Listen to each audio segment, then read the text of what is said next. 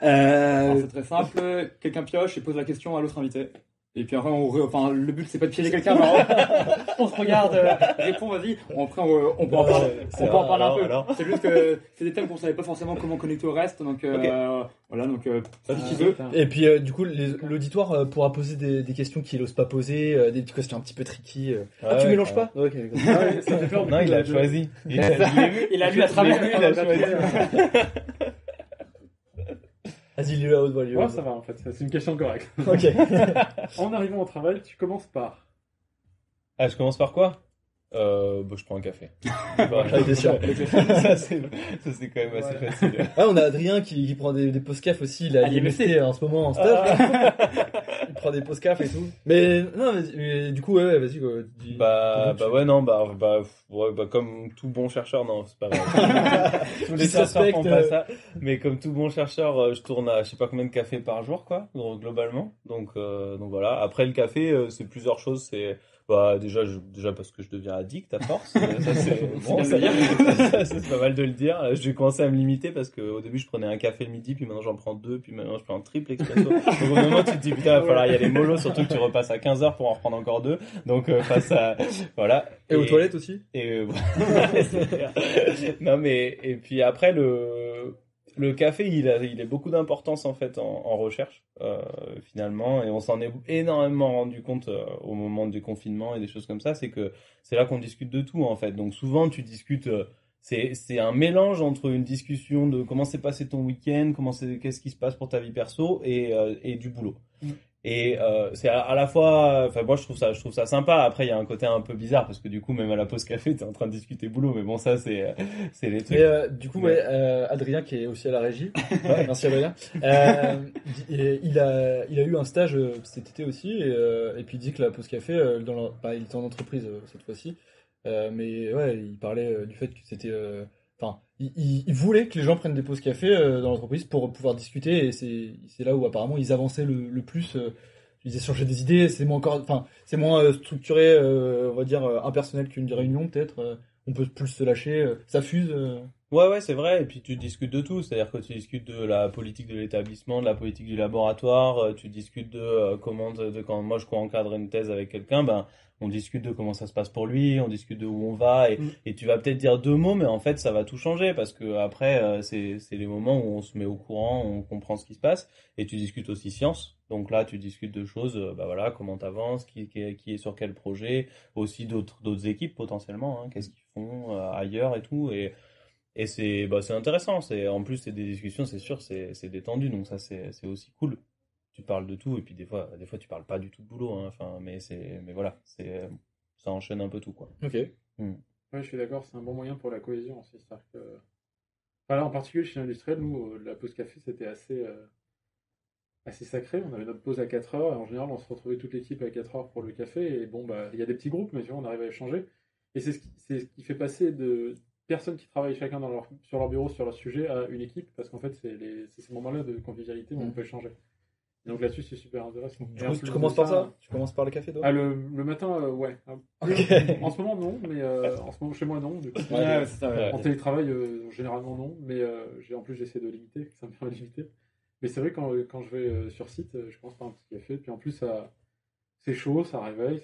Le matin, c'est bien, ça te met dans tout. Enfin, en fait, ça fait une action qui te permet de lancer ta journée. Ok. C'est plutôt, sinon, Moi, j'avoue que quand Ouais, j'étais en stage aussi les 4 premiers mois de l'année là. Et moi, quand j'arrivais, c'est peut-être aussi que j'étais stagiaire stressé, enfin pas stressé, mais je veux dire, moi quand j'arrivais, je voulais travailler, je voulais me mettre à travailler. Et après, il me dit bah non, enfin ils étaient tous là. Je dis mais non, mais enfin on commence à 9h, enfin bête et méchant, tu vois. Bête et méchant, tu vois. Du coup, c'est vrai que je me mettais, je commençais à travailler et tout. Il fait mais qu'est-ce que tu fais? Enfin, ça les choquait un peu Du coup, je me suis mis au pli, on va dire, mais. Oh non, un café le matin. Ah non, mince. Non, mais c'est marrant, hein, comme PJ il disait, je pense que c'est quand tu travailles en recherche, tu travailles beaucoup seul. Finalement, tu travailles très peu à plusieurs. Et les moments où tu travailles ensemble, c'est la pause, hein. C'est quasiment, enfin j'allais dire, ça paraît abusé, mais c'est souvent ça. C'est souvent les moments où tu vas le plus lancer des choses à plusieurs, et où tu vas. Après, évidemment, tu as quand même des réunions où tu vas discuter sur certains trucs ensemble, mais voilà, c'est quand même, je pense que c'est quand même vraiment ça. Mais même des gens qui sont sous l'eau, qui sont pas forcément accessibles parce qu'ils ont énormément de travail, par exemple. Tu vois que tu peux pas aller les embêter dans leur journée parce qu'ils ont il y a déjà de ministres. Bah, finalement, la pause café, t'as juste un truc pas très important à leur dire, bah, tu peux changer rapidement sur le sujet, ça prend 2 minutes, et puis... Ouais, c'est une autre manière de communiquer, c'est pas mal. Enfin... Et après, nous, ça nous est arrivé aussi de faire des... Enfin, tu parlais du coup, de l'aspect travail vis-à-vis de la pause café. Nous, avant, ça nous est arrivé d'avoir une pause café qui pouvait durer 1 heure, c'est pas grave. En fait. T'as commencé à discuter sur un sujet, même... Ça se trouve, ça peut concerner l'équipe, et puis du coup, on est en train d'en discuter, bon, bah, c'est comme une mini-réunion, mais c'est dans la salle café, ça prend 1 heure, mais c'est comme ça. Bon, évidemment, derrière, il faut bosser pour compenser, mais c'est pas grave. C'est plus cool qu'une réunion. Ouais, c'est ça. Ouais, ça m'a un peu choqué, moi, avec, lors de mes stages. Il y a eu parfois des après-midi où j'ai le sentiment d'avoir que parlé avec des gens et que bu des cafés.